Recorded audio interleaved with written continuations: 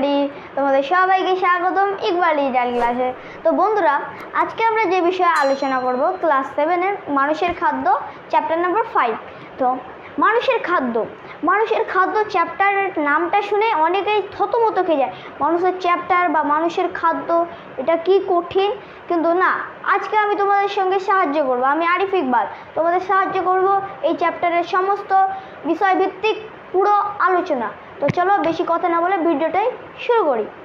তো বন্ধুরা, আমরা মানুষের খাদ্য কি প্রথম আমাদেরকে ওটা জানতে হবে। তো খাদ্য মূলত হলো আমরা যেসব আহার্য সামগ্রী জীবদেহে গ্রহণ করলে জীবদেহের ক্ষয়পূরণ, বৃদ্ধি ও রোগ প্রতিরোধ ক্ষমতা গড়ে তোলে তাদেরকে আমরা খাদ্য বলবো। মানে ক্ষয়পোধ, রোগ প্রতিরোধ ক্ষমতা এবং আমাদের বৃদ্ধি বা আমরা লম্বা আর আমাদের শরীর মোটা তাজা হবে, তাদেরকে আমাদের এই সাহায্য করে, তাদেরকে আমরা খাদ্য বলবো। তো খাদ্য পড়ছি, খাদ্যর এবার 8 প্রকার ভাগ হয়। তো চলো দেখি 8 প্রকার কি কি ভাগ। তো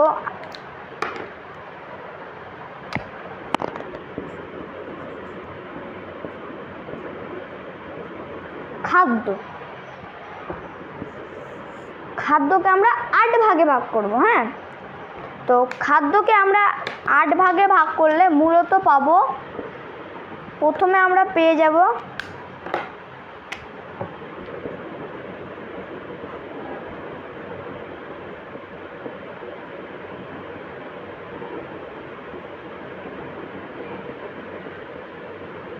কার্বোহাইড্রেট, আর আমরা সেকেন্ডে যেটা পাবো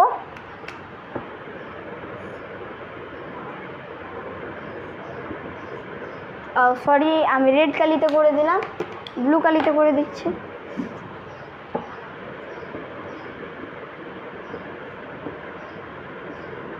লিপিড, আর আমরা তৃতীয় নম্বরে যেটা পাবো, এটা সবারই চেনা পরিচিতি বা প্রিয়, প্রোটিন। তো আমরা কি কি তিনটে লিখলাম একবার দেখে নিই। প্রথমে লিখলাম কার্বোহাইড্রেট, লিপিড আর প্রোটিন। তো কার্বোহাইড্রেট, লিপিড এবং প্রোটিন হচ্ছে মানুষের খাদ্যের মেন 3টি খাদ্য। এই 3টি খাদ্য হচ্ছে মেন 3টি খাদ্য, মানে এইটা থেকে আমরা মূলত বেশি শক্তি পাই। এই 3টে থেকে আমরা বেশি শক্তি পাই, ঠিক আছে? যদি বলে তোমাদের পরীক্ষায় আমরা কোন খাদ্য থেকে বেশি শক্তি পাই, তাহলে কি কি বলবো? কার্বোহাইড্রেট, লিপিড এবং প্রোটিন। তারপরে আমরা জেনে নিই আর 5টা ভাগ। আর 5টা ভাগে কি কি আছে? আমরা পেয়ে যাব জীবন মানে হচ্ছে জল। জলের আর এক নাম হচ্ছে জীবন। জলটা আমাদের দেহে অনেক গুরুত্বপূর্ণ, ঠিক আছে? আর আমরা নেক্সটে পাবো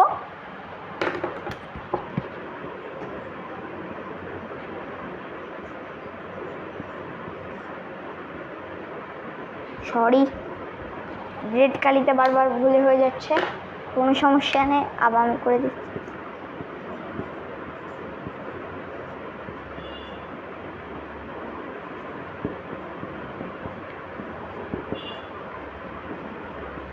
উদ্ভিদ রাসায়নিক, বা এটাকে আমরা বলতে পারি উদ্ভিজ্জ রাসায়নিক, বা আমরা এটাকে বলতে পারি উদ্ভিজ্জ রাসায়নিক, ঠিক আছে?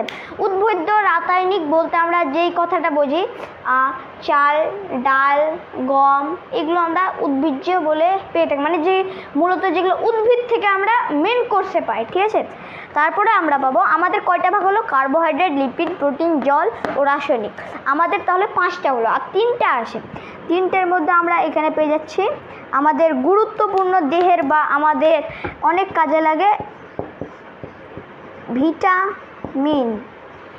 ভিটামিন। তো তোমরা অনেকেই পরিচিত ভিটামিনটা কি? বাড়িতে দেখবে কারোর যদি দাঁতের সমস্যা থাকে বা হাড়ের সমস্যা, ডাক্তারবাবুরা বলেন ভিটামিন খেতে, বা ভিটামিন দাঁতের জন্য ভিটামিন সি বেশি গুরুত্বপূর্ণ, বা আর মানে দাঁতে ভিটামিন সি মানে যেগুলো টক জাতীয় ফল, ওগুলো দাঁতের জন্য অনেক ভালো। তারপরে আমাদের কয়টা হলো? ভিটামিন, উদ্ভিজ্জ রাসায়নিক, জল, প্রোটিন, লিপিড, কার্বোহাইড্রেট। আমাদের কয়টা হলো? 6টা হলো, আর 2টা আছে। 2টার মধ্যে আমাদের পেয়ে যাব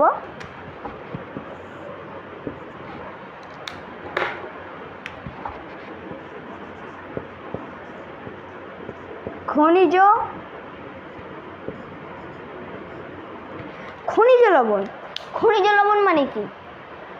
খনিজ লবণ মানে হচ্ছে যেই লবণটা আমরা মাটি থেকে পেয়ে থাকি, বা শিকড়েরা যেই লবণ, বা আমাদের গায়ে থেকে যে ঘাম থেকে যে লবণ বেরিয়ে থাকে, এটাকে আমরা বলবো দেহত্ব লবণ। আর এই খনিজ লবণ হচ্ছে গাছের দেহ থেকে যেগুলো বেরে, ওগুলো হচ্ছে খনিজ লবণ, বা গাছ যেগুলো শোষণ করে, ঠিক আছে। আর আমরা লাস্টে যেটা পেয়ে যাব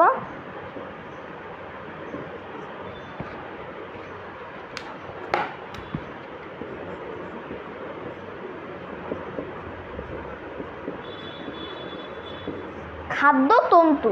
লাস্টে আমরা কি পেয়ে যাব? খাদ্যতন্তু। তো আমরা কয়টা পেলাম দেখো। আমরা প্রথমে কি পেলাম? কার্বোহাইড্রেট, লিপিড, প্রোটিন, জল, উদ্ভিদ রাসায়নিক, ভিটামিন, খনিজ লবণ ও খাদ্যতন্তু। খাদ্যের এই 8 প্রকার ভাগ, ঠিক আছে। তো এই আজকের বিষয়ের টপিকে আমরা শুধু কার্বোহাইড্রেট বিষয়ে জানবো, আর বাকি লিপিড, প্রোটিন, জল, উদ্ভিদ রাসায়নিক, ভিটামিন, খনিজ লবণ, খাদ্যতন্তু, এইগুলো পরে আমি আরও ভিডিও বানাবো, তোমাদেরকে আমি বলে দেবো ভিডিও বানিয়ে দিলে, ঠিক আছে। তো চলো আমরা নেক্সট এই কার্বোহাইড্রেটের বিষয়ে কিছুটা আজকের প্রাথমিক ধারণা জেনে ফেলি। আমরা এই বোর্ডটা মেটাবো, তার আগে তোমরা যদি এগুলো লিখতে চাও তাহলে লিখে নাও। আমি এই ভিডিওটাকে পজ করে তোমরা লিখে নিতে পারো।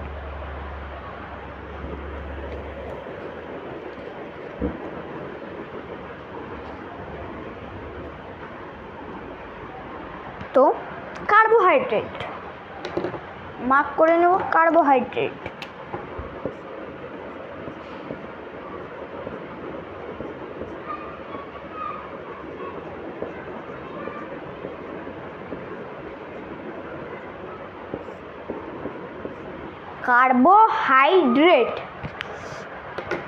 কার্বোহাইড্রেট তো কার্বোহাইড্রেটের আমরা জানবো, কার্বোহাইড্রেট থেকে আমরা মূলত কি পাই। আমরা কার্বোহাইড্রেট থেকে মূলত পাই রুটি, ভাত, আর পেয়ে থাকি আমরা গম, আর পেয়ে থাকি আমরা যে বিভিন্ন প্রাণীজ থেকে যেগুলো পেয়ে থাকি, ওগুলো থেকে আমরা যদি প্রাণীজ থেকে পাই মাংস পেতে পারি, বা আমরা চীনাবাদাম পেতে পারি, ইত্যাদি জিনিস আমরা পেয়ে থাকি এই কার্বোহাইড্রেট থেকে। কার্বোহাইড্রেট আমরা খাচ্ছি, তো এই কার্বোহাইড্রেটের মোট শক্তি কতটা পাই, বা তাপ শক্তি আমাদের দেহে কতখানি পাই, প্রায়, আমরা কথাটা প্রায় বলে উল্লেখ করব, প্রায় 4.3 ক্যালোরি পার গ্রাম মানে হচ্ছে 1 গ্রাম কার্বোহাইড্রেটে 4.3 ক্যালোরি পার গ্রাম শক্তি বা তাপ শক্তি পাবো। 4.3 ক্যালোরি, ঠিক আছে। এবার কার্বোহাইড্রেট, ঠিক আছে। এবার তোমরা ভাবছো আমরা খুব কার্বোহাইড্রেট খাবো, কিন্তু কার্বোহাইড্রেট তোমরা খাবে, কার্বোহাইড্রেট খাওয়ার যে গুণ, তার বেশি অতিরিক্ত পরিমাণে খেলে সেরকম অসুবিধা হতে পারে। আমরা অসুবিধাতে পেয়ে নিতে পারি মধুমেহ বা ডায়াবেটিস মেলিটাস। এই ডায়াবেটিস মেলিটাসটা কি তোমরা সকলে জানো, কিন্তু এই মানেটা জানো না। ডায়াবেটিস মেলিটাসটা হচ্ছে সুগার মানে হচ্ছে তোমাদের বাড়িতে দেখবে তোমাদের দাদু দিদি বা বাবা মার বেশিরভাগই সুগার থাকে। এই কার্বোহাইড্রেটের জন্য ডায়াবেটিস মেলিটাস একে বলা হয় সুগার। তো এই সুগারটার জন্য আমাদের দেহে অনেক ক্ষতি হতে পারে। আর দ্বিতীয়ত হচ্ছে আমাদের হাড়ের সমস্যা দিতে পারে। আর আমাদের যে 3 নম্বর বিষয় রক্তচাপ, উচ্চ রক্তচাপ। আর 4 নম্বরে আমরা পেয়ে থাকি হচ্ছে ইউরিক অ্যাসিড মানে হচ্ছে পেটে পাথর হওয়া, ইউরিক অ্যাসিড। আমি তোমাদেরকে গুণগুলো লিখে দিচ্ছি।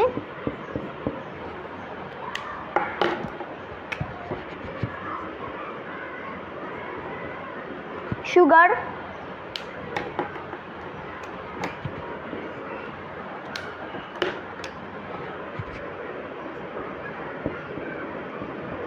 রক্তচাপ,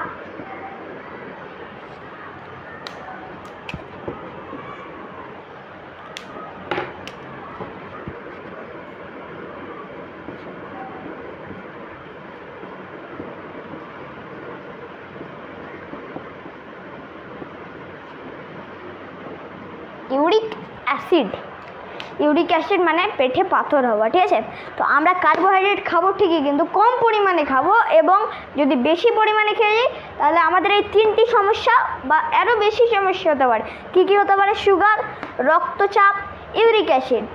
এই 3টে আমাদের কার্বোহাইড্রেটে আমাদের এই 3টি অসুখ হতে পারে। তো কার্বোহাইড্রেট আমরা খাচ্ছি, তো কার্বোহাইড্রেটের কয়েকটি উৎস দেখে নিই। তোমাদের এই টেক্সট বইয়ে কয়েকটি ভালো ভালো উৎস আছে, তো আমি সেখান থেকে তোমাদের কয়েকটি কার্বোহাইড্রেটের উৎসগুলো বলছি। কার্বোহাইড্রেট থেকে পাই আমরা আখ পাই, চাল পাই, ভুট্টা পাই, খেজুর পাই, মাংস পাই, মেটে মানে হচ্ছে কলিজা, চিনি পাই, দুধ পাই, মধু পাই, মাখন পাই এবং ব্রেড পাই, কলা থেকেও পাই। মানে দেখতে পাচ্ছ ভরে ভরে দিয়ে আছে এই কার্বোহাইড্রেটের উদাহরণ, ঠিক আছে, বা উৎস। তোমরা বেশি বেশি করে কার্বোহাইড্রেট তাহলে খাবে। আর তোমাদের জন্য আমি 3টে হোমওয়ার্ক দিচ্ছি, তোমরা বলবে যে এটি কার্বোহাইড্রেট থাকে কি থাকে না। তোমরা আমাকে কমেন্টে অবশ্যই জানাবে। HWতে তোমাদের থাকবে আজকের HWতে থাকবে চালে কার্বোহাইড্রেট থাকে না থাকে না, ইয়েস অর নো। আর আমি দিব মাংস, ইয়েস অর নো। আর লাস্টে আমি আরেকটা দিয়ে দেবো তেল, ইয়েস অর নো, ঠিক আছে। তো আজকের এই 3টে হোমওয়ার্ক থাকলো, তোমরা আমাকে নিশ্চয়ই কমেন্টে জানাবে এই 3টের ইয়েস অর নো, ইয়েস হবে কি না হবে। তো তার আগে আমরা জেনে নেব যে এই চাল হচ্ছে কি। চালটা হলো একটা, আমি তোমাদেরকে বলেছিলাম এখানে উদ্ভিজ্জ রাসায়নিক থেকে আমরা পেয়ে থাকি খাদ্যতন্তু। এই চালটা হলো তাহলে আমাদের মূলত খাদ্যতন্তু। আমরা যখন খাদ্যতন্তুর টপিকে যাব তখন আরও গভীর করে জানবো এই চাল গমের বিষয়ে। তো আজকের ক্লাসটা এখানেই না বরং থাক, আমরা নেক্সট পর্বে এই কার্বোহাইড্রেট হয়ে গেল, এরপর আমরা নেক্সট পর্বে প্রোটিন হিসাবে আমরা জেনে নেব। তো আজকের ক্লাস যদি তোমাদের ভালো লেগে থাকে আমি দয়া করে বলবো তোমরা একটা লাইক, শেয়ার এবং সাবস্ক্রাইব আর একটা সুন্দর কমেন্ট করে দিয়ে যাবে। আর তোমরা ভালো থেকো, সুস্থ থেকো, বাই।